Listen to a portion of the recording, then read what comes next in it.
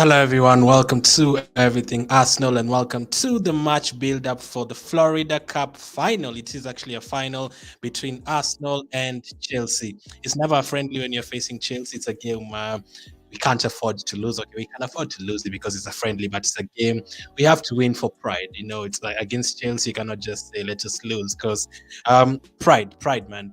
And it's also for a trophy today. It's also for a trophy. Remember, Man United have been celebrating the Bangkok Cup.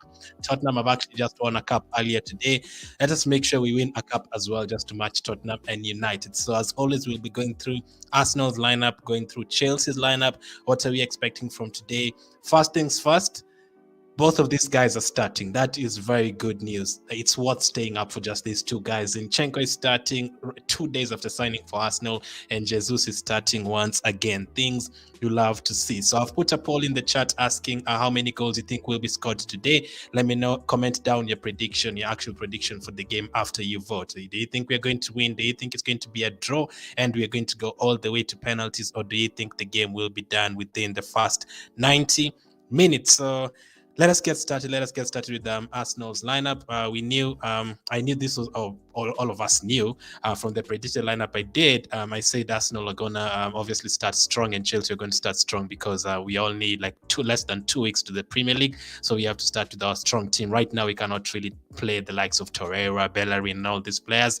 Torreira is not there anyway. So this is Arsenal's lineup from today. Let's talk. Let's go through it. So in goal is Ramsdale. We expected that. We expected Ramsdale to start. Obviously, he's a goalkeeper that you expect to play every single game next season. League game, obviously, Tano will play in the cup games.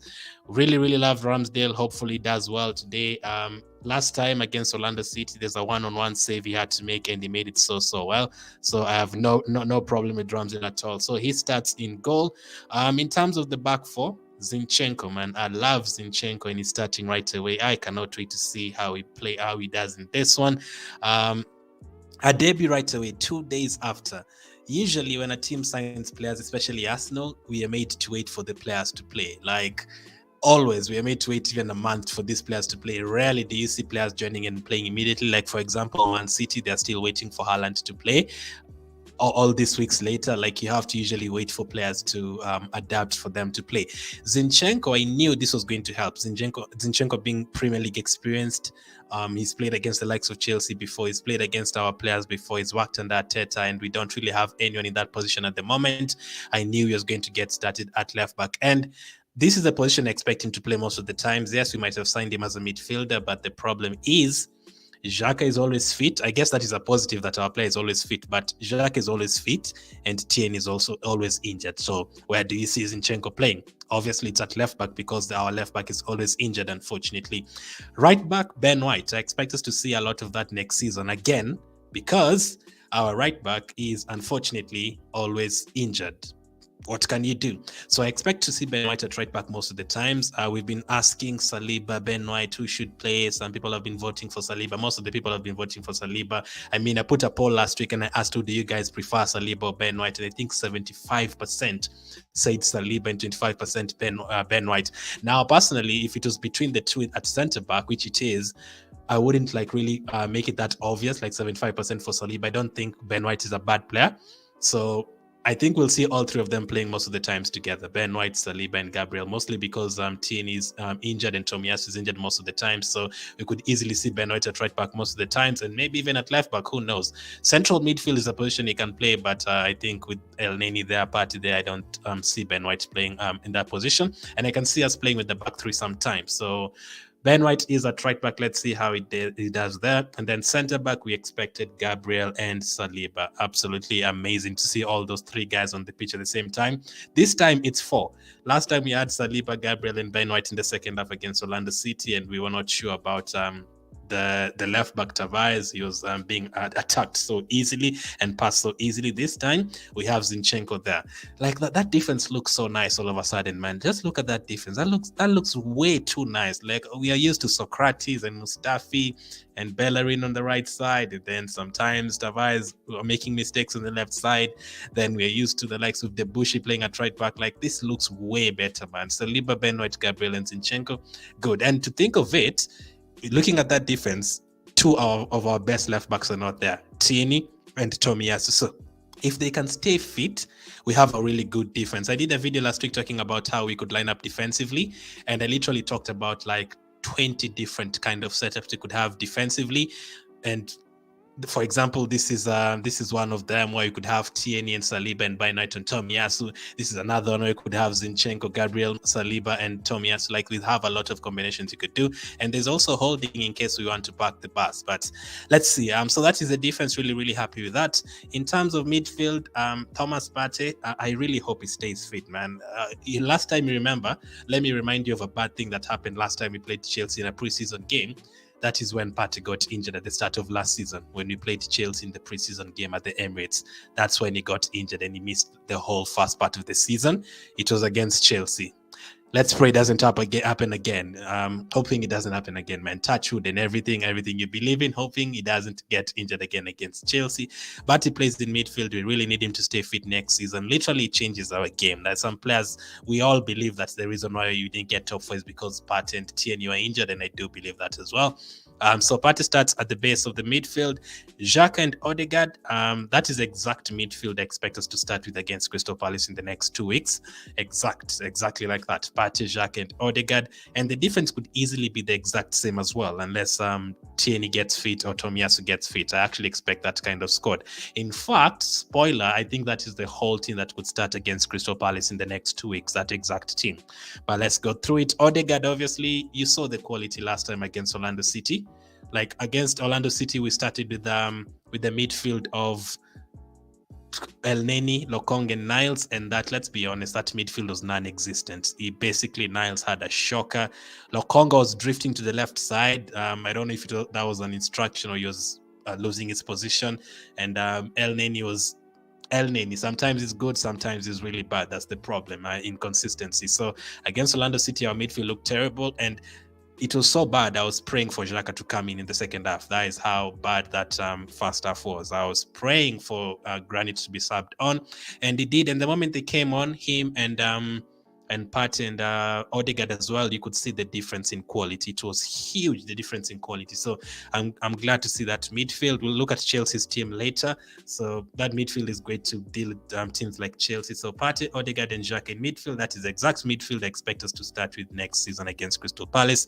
And then up front, in the predicted lineup, I put Jesus, Saka, and Nketiah, but Martinelli has been given the game again.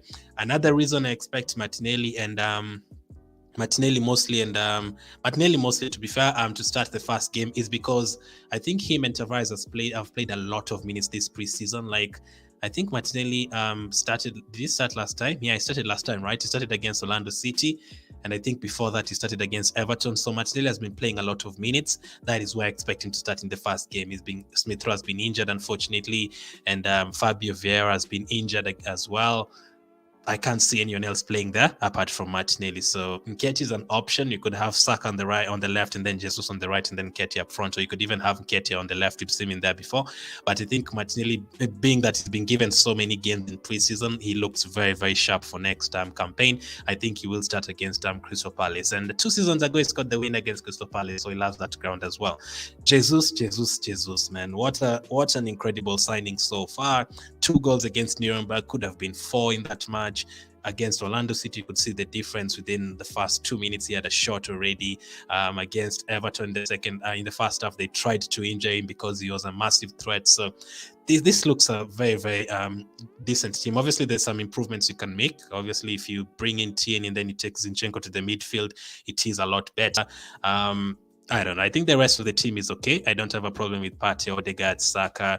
That is why I don't think we need a winger first. I don't have a problem with Saka and Martinelli. We need midfielders first, because in that team, that first team, if you add Tielemans there, or you add someone like a Milinkovic-Savic, and then you have Xhaka on the bench, my goodness, you have a very, very strong team there. If you have the option of bringing Smith Rowe from the bench, Xhaka for the last 20-30 minutes, his experience there, you can bring in Nketiah and hope he keeps on firing like last season.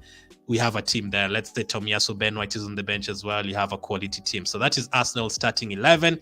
Ramsdale in goal, Gabriel, Saliba, Ben White, Zinchenko, Partey, Xhaka, Odegaard, Saka, Jesus, and Martinelli. On the bench, Matt Turner, our second choice goalkeeper for next season. Again, that is why I've been asking. I don't know if it's just Arteta who picked up that squad, the 30 how many players did you travel with, like 33 or something. Please, someone tell me why you traveled with Leno, with Ranason, with 5 goalkeepers, and why the hell did you travel with Torreira there? Like those 3 positions, I would rather have had Patino traveling. I would rather have had just a couple of youngsters traveling instead of these guys, like, because we know they're not going to be here. Like, I wouldn't have taken. I have the squad that traveled here. This is the squad that traveled to USA. Why the hell did we take 5 goalkeepers? Someone tell me. Ramsdale, Leno, Turner, Okonkwo, and Ranason. Like, I would just have taken Ramsdale, Okonkwo, and Turner. I would have left Ranason and Turner home. I wouldn't have picked Torreira for that squad. I wouldn't have picked who else? Pablo Mari probably, and like 4 or 5 players I wouldn't have picked. That would have been a chance for the youngsters to go there and even play against Orlando City or something. That I don't understand. Maybe it's just a case of just being on everyone's good side, but that I don't understand. You don't need to be on Torreira's good side. I think Arsenal is already on Torreira's bad side anyway, so whether we take him or not, it didn't help. So I wasn't a fan of taking those guys to USA anyway. Tavares is also on the bench. A lot of criticism against Orlando City. That first half, that goal we conceded, he was a bit all over the place, unfortunately. I don't think he's the worst player who's ever played for Arsenal. We know that he's very, very raw. He can still improve, but I think he definitely needs a lot, especially in the Premier League. I don't want him to really go to Serie A or La Liga. I would want him to go to like a Brighton the way they wanted him. But right after he played that game against Orlando City, we never had anything about Brighton wanting him again. It's looking like they actually watched that game and they weren't happy with him. So who knows, man. We also have Cedric and Bellerin on the bench. It's looking like Cedric will definitely be here next season. Arteta likes him. I've seen a couple of fans, not a lot. I mean, 50% of fans saying Cedric can do the job, and I think he can as well. Like, if you ask me, Cedric, Bellerin. If you ask me, buy another right back as a backup. If you have the cash and you've already sorted out the other problems, fine. I would not say no. But right now, sell Cedric and then you keep everyone else. No, there's a lot of players that let go before Cedric, the likes of Bellerin, Pablo Mari, Torreira. So Cedric Cedric, I think he's just a team guy. He's just like El Neni. He'll just be happy if he be on the bench or starting. He'll just get along with everyone. He can play on the left side where Tierney is always injured. He can play on the right side. He has a couple of good corners. I mean, last season we scored from a lot of corners, and this preseason we've already scored, I think, from a couple. Like, I think one of them was against Everton, and Jesus scored, and that was a Cedric corner. I think Xhaka hit the post from that game from a Cedric corner. So I think Cedric is okay from corners once in a while. Not many defenders can take set pieces. So the few qualities that he has, I mean, you can just keep him on the bench for this season. Let's see how it goes. We also have Bellerin, the one player that I'm 100% sure is not going to be here. So you could see last time against Orlando City, we literally made 10 subs, five of them at halftime or 6 of them, and then we made another 4 in the 56th minute, and then Bellerin was the last one to come in for like 6 minutes. You could tell that he was not in Arteta's plans. He just took Rise and brought Bellerin just to make all 11 subs. So they definitely don't expect Bellerin to be here next season. So even him coming on in this match is just a waste of time unless you just want to rest Ben White. We also have Holding there and Pablo Mari, another one I'm expecting to leave. Now, Rob Holding, we've been talking about all these defenders, but I don't know where Rob Holding fits. Maybe just a couple of Carabao Cup games. He even captained us last time, but also him and Cedric, they looked very shaky on that right side against Orlando City. And that is a very dangerous side to look shaky, because you're going to be up against the likes of Son Heung-min on that side, Zaha in the first game of the season. So if, let's say, Saliba and Ben White are both not there, then if you have Holding there, then that would be a bit scary. You have to be, he kind of cost us against Tottenham last season, Holding. Not even kind of, he did cost us with that red card. But he is on the bench, same with Niles. Niles had a shocker against Orlando City, let's be honest. I think he was one of the worst players in that game. Terrible. Like, I keep on asking you guys, Niles, we always hear that Niles, no, he's not really a right back. He wants to play in midfield. But then again, every time I see Niles playing in midfield, I'm like, nah, man, he's not a midfielder. You cannot have Niles in the midfield in a Premier League game. You're going to get absolutely hammered. When we had Lokonga, Elneny, and Niles, if you start with that midfield in the Premier League, you can concede even 6 goals against Brentford, Nottingham Forest, no joke. You have to have an engine in the midfield, and Niles was a bit too weak. He was getting past too easily, and he couldn't his ball control, like his technique in midfield. Like in midfield, you have to have a few things, like either you're strong enough or your transitional play is great, like you can get the ball from the defenders and move it very quickly to the attackers, or you can pick out a pass, or you can shoot the ball, or you can link up play with the wingers and the defenders. Like you have to have a certain quality in midfield, and which one does Niles have really? That one I don't get. Is it just a matter of, well, Niles has been here for 6-7 years, let's just keep him? Is that why we're keeping him in midfield? Again, 25 million for Niles 2 years ago from Wolves.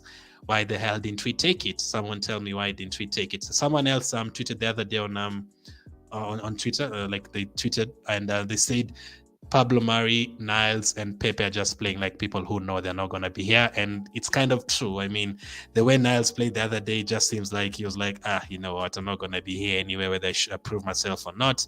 And well, what do you do? The rest of the bench is Lokonga and Elneny. The other two midfielders who are in that game on our non-existent midfield. Pepe is the other one. By now, you can tell that I'm not Pepe's biggest fan, and not just from me. Pepe is up for sale, and only Sevilla want him. Why? Why don't Bayern Munich want him? Why don't Real Madrid want him? You have to ask yourself questions. So last time, I was really, really annoyed, man, with these players when they started against Orlando City. Like Pepe, the whole 45 minutes against Orlando City, the most I gave him was like a 5 out of 10, and that was high. Saka, within 30 seconds of that Orlando City, had already gone past 2 players and won us a free kick. Like he had done more in 30 seconds of that second half than Pepe had done the entire first half. That is a worry. Pepe is a 72 million player. Saka is a youngster. Pepe should be the one Saka is looking up to. But right now, it's looking like Pepe is looking up to Saka, and that is true. So let me know, guys. Would you sell Saka? Would you Saka? Oh, definitely not. Please don't even answer that question. Would you sell Pepe, or would you keep him? And would you keep him just because you hope he's going to be great, or do you keep Pepe because you know he's going to be great next season? Let me know that one as well. The next player on the bench is Marquinhos. I really want to see him getting a few minutes. We only saw him against Nuremberg for a couple of minutes, like 20 or something.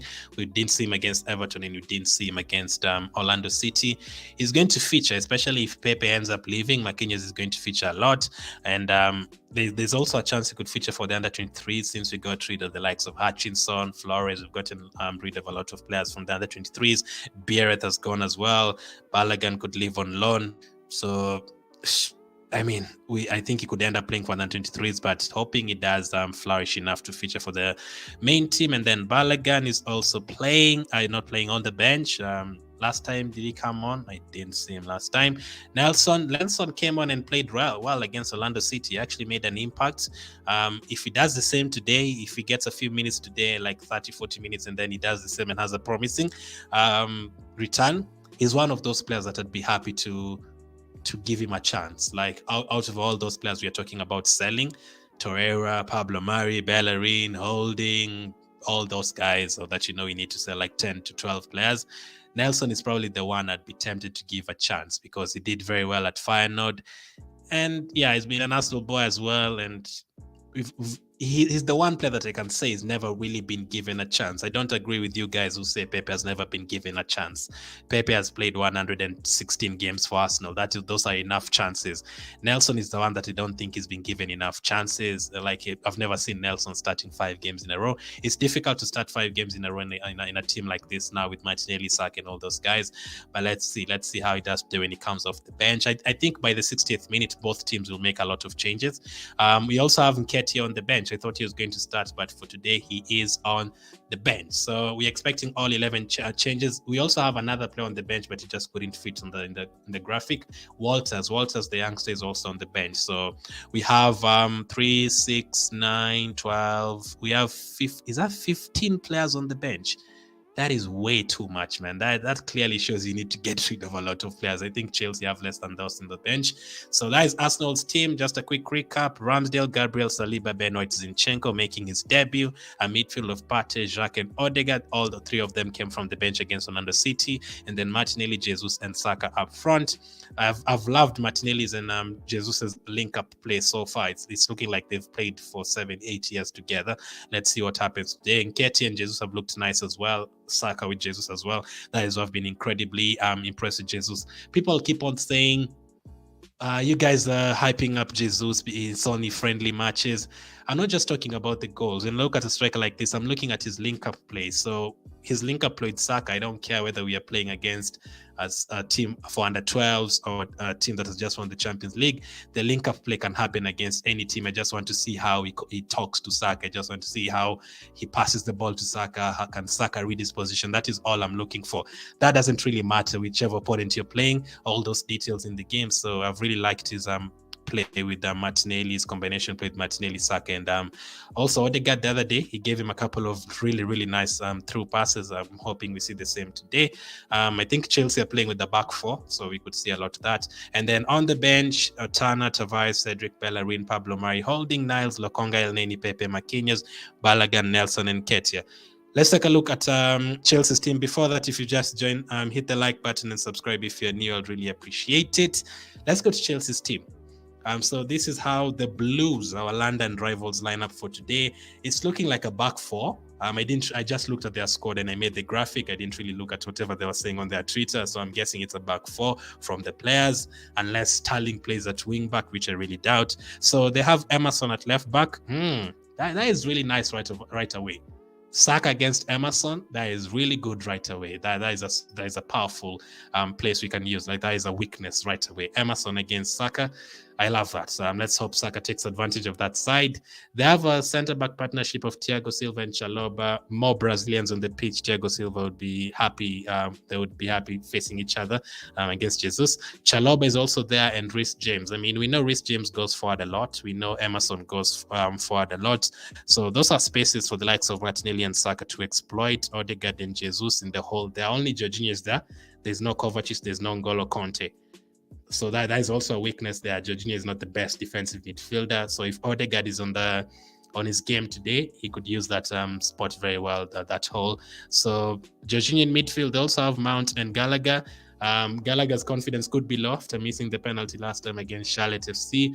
Mount I actually really like. For the Chelsea fans watching, Mount I actually really like. I think he's a spoiler. He's already in my FPL team for next season. I think he's going to do well.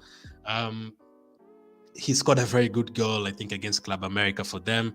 And I think he's really going to flourish playing next to the likes of Sterling. So Mount and Gallagher in midfield, the English boys up against our English boys, the likes of Saka. And then up front again, I just made this graphic from the knowledge I have about Chelsea. Havertz has been playing as a number 9, but it could easily be Van up front and Havertz on the right, Sterling on the left, or Sterling on the right, Havertz on the left.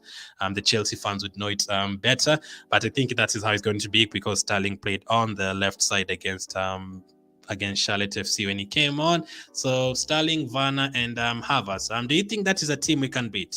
Surely that is a team we can win against, right? They are missing a lot of players. Yes, we are missing the likes of Tierney and Tomiyasu, but I think they are missing a few. Like Koulibaly has not made his debut yet. There is no Aspilicueta. They've left him on the bench. No N'Golo Conte didn't travel. They don't really have a striker so far. Unless they buy a striker, they don't really have an actual striker. So Gabriel and Saliba. I mean, I expect Chelsea to score. My prediction was 3-2. We'll talk about that as well. My prediction was 3-2, but with that striking, do they really have to score with Gabriel, Ben White, and Saliba? Let me know. Do you think they have to score with that lineup? I think Sterling again is going to do well for them. Obviously, I do expect them to score because it's just a friendly. They could even get 2 goals. But Havertz, Sterling, Werner against Gabriel, Ben White, and Saliba. we could easily keep a clean sheet, but let's see. And then on the bench, they have Bettinelli, their backup goalkeeper. They also have Marcos Alonso, Chilwell, Azpilicueta, and Koulibaly. I'm sure Chelsea fans will be hoping they see his debut very soon. Koulibaly, Sa is also there. Ampadu, a lot of defenders. All of those guys are defenders. And then they have Kovacic on the bench. They have Ziyech. They also have Pulisic. Playing in his home country, just like Matt Turner, Hudson-Odoi, Batshuayi, and Sherman Lowe. I mean, that Chelsea team is not that strong, is it? I mean, yes, we are missing players, but it's looking like we have the better team than them as of now, like in this tour, because Koulibaly is not playing, Azpilicueta is not playing. Their midfield doesn't have N'Golo Kanté, Kovacic. Mount is still great. Sterling is still great. Havertz can bag a goal, obviously. Werner, I mean, Werner is Werner. Werner can do Werner things, we know. So I think it should be an Arsenal win. I know both teams will make a lot of changes in the second half. That is obvious. Chelsea will probably bring on 6 players at halftime. Will probably bring on 6 players at halftime.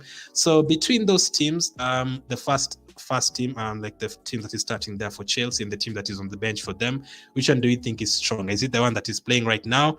I mean, obviously with Sterling and Mount, you could say that, but do you think the players coming from the bench are more of a threat? The likes of Ziyech, Pulisic, Kovacic, Koulibaly, Azpilicueta, Chilwell.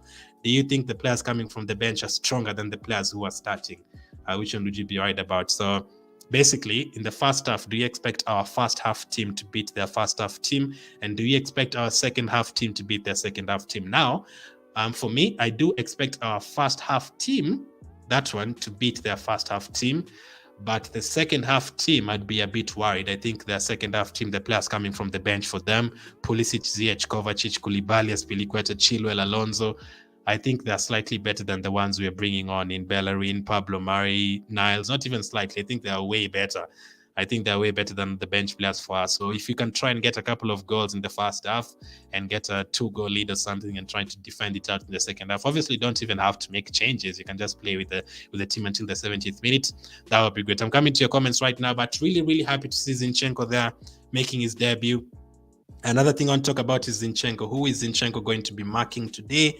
I don't know really. It could be Sterling or Werner.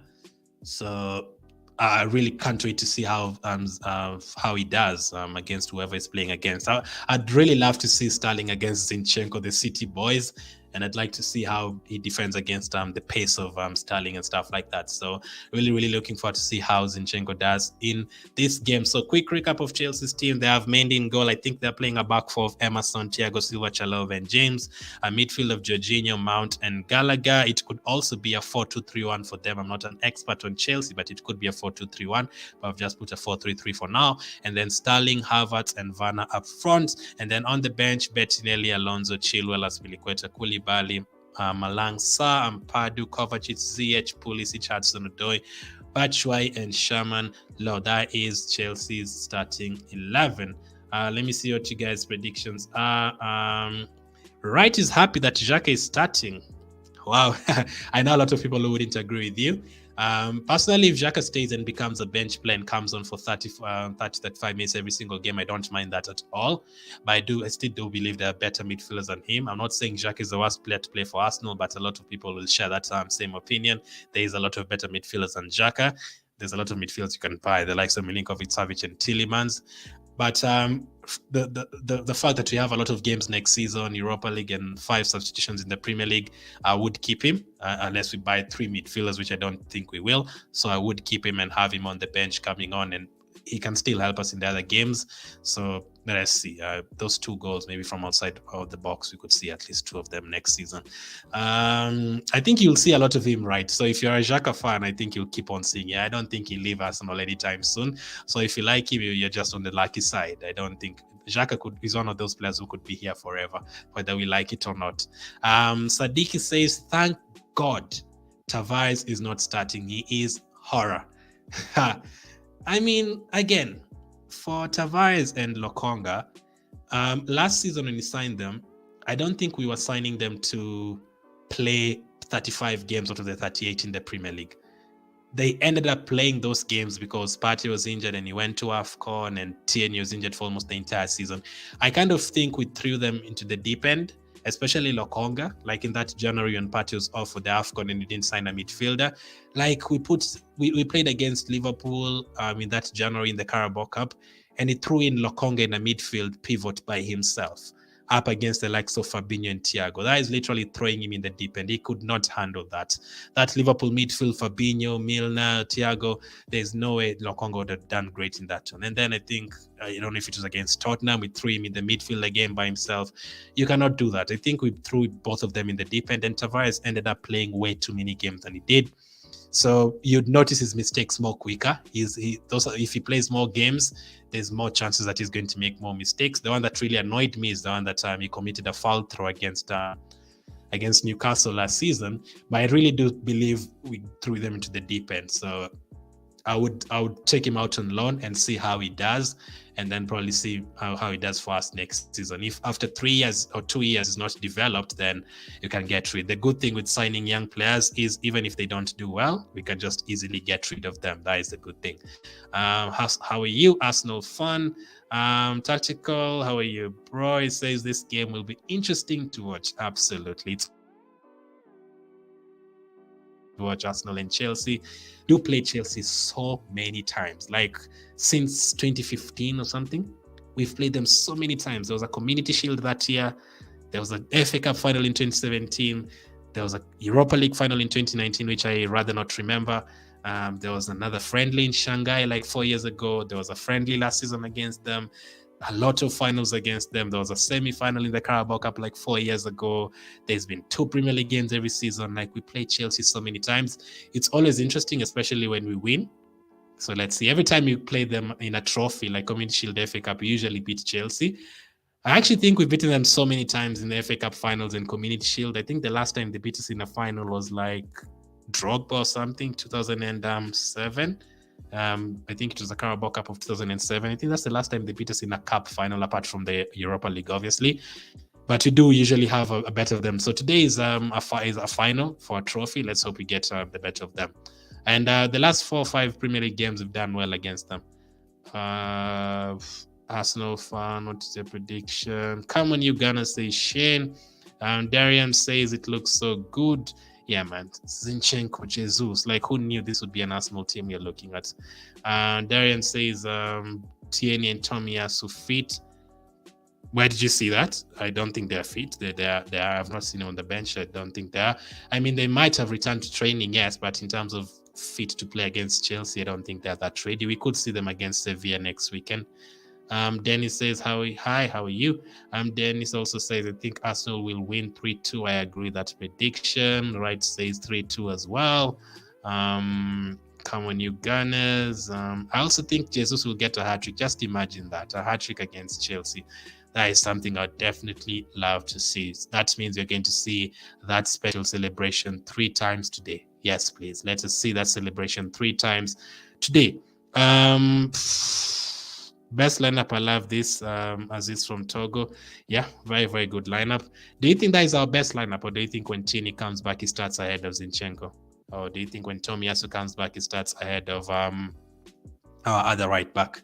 Not the actual right back, but I think Ben White is a very good right back anyway. I think he's a good defender.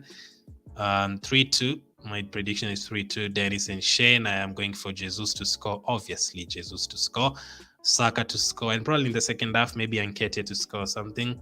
Clemson says Pulisic is gonna dominate in his homecoming. I think you should have said it then with Matt Turner so that you could dominate in terms of making saves as well. But yeah, obviously playing at home, he would feel great. And I think he scored against Charlotte FC last time. So yeah, he's going to probably do well in his home country. But then, you know who is on the bench, and in the second half, I think it could help if he's up against the likes of Tavares and Bellerin. Then great. I think that is why he's been left on the bench, because they knew if he was up against Zinchenko and Ben White, absolutely no chance for him. But that is the lineup, and those that's how we are looking at today. We've already won against Ipswich 5 goals, 5 goals against Nuremberg, a good game, clean sheet against Everton 2-0, and another 3 goals against Orlando City. Very, very good second half. Then I think we had a very poor first half against Nuremberg, a very good second half. A very poor first half against Orlando City, a very good second half. I think we had a very good first half against Everton, a very poor second half. And the other team, Ipswich, it was kind of balanced. I did never even really watch that game because it wasn't televised. But for the ones from the actual preseason tour, we've not been great for the entire game. We've been good in the first half, bad in the second half, or good in the second half, or good in the first half, bad in the second half. It's not been consistent. Let's hope we do get a full consistency today. But then again, you look at the team and you just know that when the other team comes from the bench, that might not be the case. Like when you start bringing in Pablo Mari, Niles, Bellerin, players who are not interested, players who are not going to be here, I'm not sure you're going to get a consistent second half. So let's hope the players get around 60 minutes. Arsenal for life, I'm watching from Zambia. March says Chelsea win 3-1. I mean, there's no home team, so anything can happen. But then we cannot just afford to lose against Chelsea. That's not something we'd want to do. Then he says, love your work. I appreciate it. I can see people asking for the game to be shown here. Absolutely, definitely not. That would mean everything Arsenal channel disappears from YouTube. Absolutely not. So everything FC TV. So if you follow that account on Twitter, I will be retweeting the link very soon. After I finish this one, that is where I'll retweet the link. So that on Twitter is the only way I can help you.